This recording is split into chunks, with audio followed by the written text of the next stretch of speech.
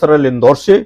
मैं 41 साल का मुझे मेडिकल अनुभव है और जब मैं ओपीडी में बैठता हूँ कई मरीज आके मेरे को बताते हैं कि सर रात को नींद नहीं आ रही है, नींद नहीं आती है, बीच बीच में टूट जाती है और सुबह उठते ही हमें थकान महसूस होती है और कमजोरी महसूस होती है, हेडेक होता है। तब और दिन में जब हम काम पे जाते हैं तो दिन में हमें झपकी लगती है। तब मेरी पत्नी बोलती है कि रात को आपको बहुत खर्राटे आते हैं, क्या आपको पता चलता है? तब मैं बोलता हूँ मुझे कैसे पता चलेगा। अगर आपके साथ भी ऐसा होता है तो ये वीडियो आपके लिए है, आप इसको पूरा अंत तक देखें जिससे आप इसके बारे में कुछ बीमारी के बारे में जान सकें। सर नींद को बार बार रुकना, सांस रुकना, खर्राटे आना और चोकिंग होना या गैस्पिंग होना। चोकिंग मतलब एकदम गला चौक हो जाता है और ऐसा लगता है कि सांस अंदर जाएगी नहीं और एकदम खुल जाता है, एक आवाज सी आती है, एकदम आता सोता हुआ व्यक्ति उठ जाता है और आवाज आती है, तो उसको हम गैस्पिंग कहते हैं। ये एक सीरियस इसको एक सीरियस तरह से लेना चाहिए। स्लीप एपनिया में क्या है, हमारा जो एयरवे होता है, जो हमारा सांस लेने का रास्ता होता है, जैसे है हमारा लैरिंग्स है, फेरिंग्स है और इसोफेजियल, ये वोकल कॉर्ड है, ये सब थ्रोट के अंदर आती हैं।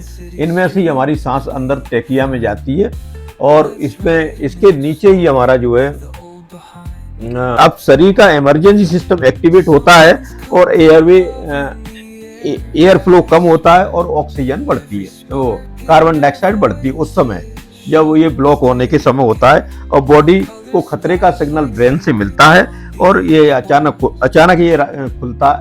खुल जाता है, हम सांस लेने की स्थिति में होते हैं। उस समय हमको एक तरीके से एक तरह की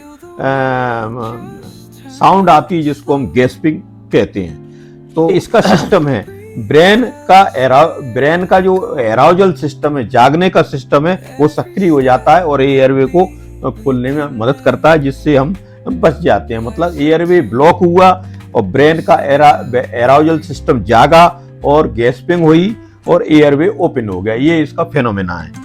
तो हम क्या करते हैं, हम जब खर्राटे लेते हैं तो एयरवे हमारा पुअर रहता है।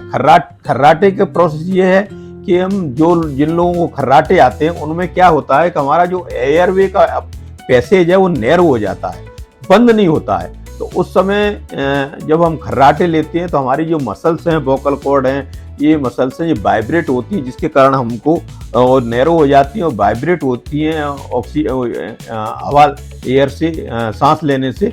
तो ये वाइब्रेशन होने लगता है उस पैसे से, जैसे गुजरती है तो एक साउंड प्रोड्यूस होती है जिसको हम खर्राटे बोलते हैं। इसको हम स्लीप एपनिया बोलते हैं और हर खर्राटा स्लीप एपनिया नहीं होता है। Sleep apnoea, obstructive sleep apnoea वही होता है जिसमें सडन 5 या 10 सेकंड के लिए हमारा एयर में ब्लॉक हो जाता है और फिर कुछ ही सेकंड में ये खुल जाता है। तो जब हम खर्राटे होते हैं तब हमको पता नहीं चलता, हमारा पार्टनर बताता है कि तुमको तो बहुत खर्राटे हो रहे थे और तुमको पता नहीं है। तब हमको पता चलता है कि हमको सांस लेने में खर्राटे होते हैं, क्योंकि हमारा जो अपर एयरवे है और लोअर एयरवे है उसमें बीच में गैपिंग नॉर्मल मतलब नैरो हो जाता है, जिस कारण साउंड जाती है और वाइब्रेशन होता है और आवाज आती है। ये इस पे ध्यान देने की बहुत ही जरूरत है। कम से कम सोने का अंतर खाना खाने के बाद, डिनर करने के बाद 3 घंटे का होना चाहिए नॉर्मली। तो ये उन लोगों को फिर ये इस प्रकार के सिम्टम्स डेवलप कभी नहीं होते हैं। अब इम्पोर्टेंट प्रश्न है कि इसका हम जो है इसकी जांच कैसे करें, इवेल्युएशन कैसे करें, इसका इन्वेस्टिगेशन कैसे करें, इसका इलाज कैसे करें। तो इसमें एक टेस्ट होता है जो घर पर भी पॉसिबल है। उसकी एक मशीन आती है, वो रात को उनको लगा देते हैं और उससे ये मॉनिटर होता रहता है आपके एयरवे का, आपका सांस का फ्लो कैसा चल रहा है, ऑक्सीजन कितनी जा रही है, कितनी कार्बन डाइऑक्साइड निकल रही है।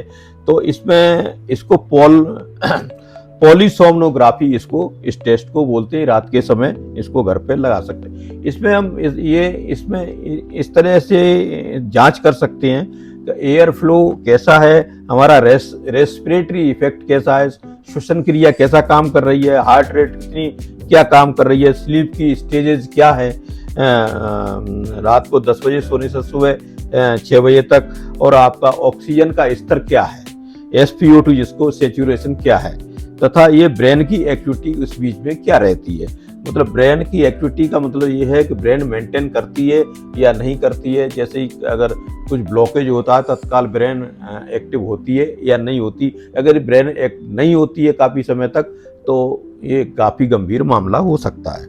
तो ये सब उसमें रिपोर्ट करती हैं। और नींद में शरीर वास्तव में क्या क्या कर रहा है ये इससे वो अपन इन्वेस्टिगेशन करते हैं।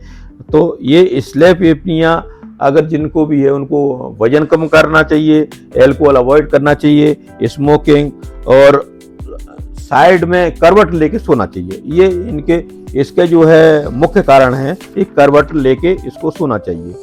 आपको लोअर स्नोरिंग मतलब आवाज, नाइट टाइम में चॉकिंग, गैस्पिंग, ये इसका सिस्टम है। सुबह हम जैसे ही जगते हैं तो हमारा जिनको खर्राटे आते हैं उनको हेडेक होता है, माउथ ड्राई होने लगता है, और दिन में उनको जब वो दिन में कहीं काम करने जाते हैं तो वहाँ झपकी आने लगती है। बार बार रात को किसी को बार बार रात को जागना होता है। तो डॉक्टर से जरूर इसमें कंसल्ट करें। तो इसमें कारण क्या है, किन किन लोगों को ज़्यादा हो सकता है? अधिकांश वो लोगों इससे सफ़र होते हैं जिनको ओबेसिटी है, जिसकी गर्दन की मोटाई ज़्यादा है और गर्दन की लंबाई कम है, और उसमें मतलब ये एयरवे पैसेज उसका छोटा होता है। जिन लोगों को जिनकी गर्दन लंबी है उनको ये चांस ही कम होते हैं, और जिनको ब्लड शुगर है, हाइपरटेंशन है, इनके लिए ये रिस्क बढ़ जाता है।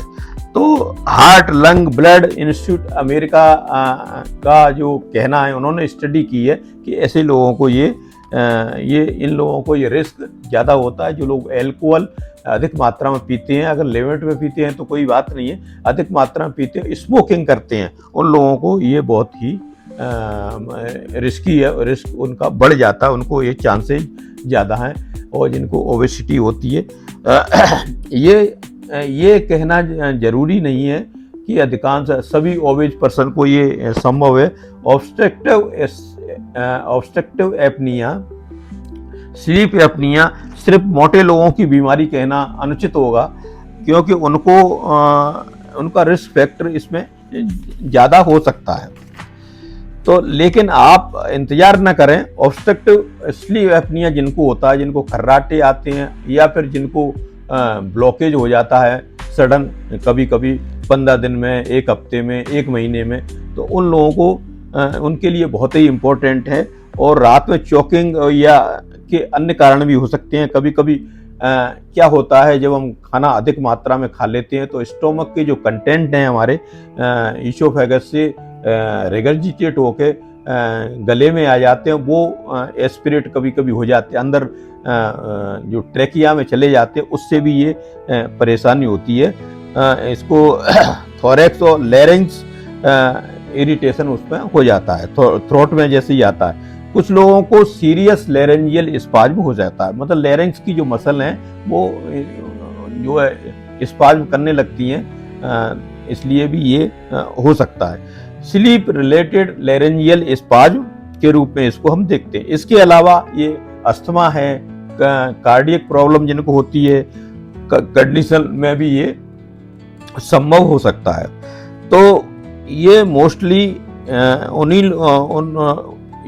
उन लोगों को भी होता है जो लेट डिनर करते हैं और तत्काल ये 30 से 60 मिनट के बीच में सो जाते हैं और स्पाइसी खाना खाते हैं।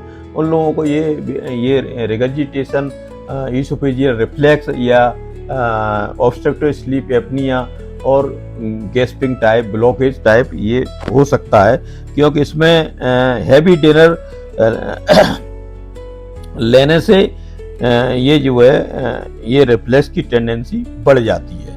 तो किसी को एपनिया डायग्नोसिस होती है, उसको मॉनिटर करके लैब टेस्ट से सीवियरिटी के ऊपर डिपेंड है कि इसमें क्या करना चाहिए, इसके ट्रीटमेंट की उसके सीवियरिटी कैसी है उसके अनुसार ही ट्रीटमेंट हो सकता है।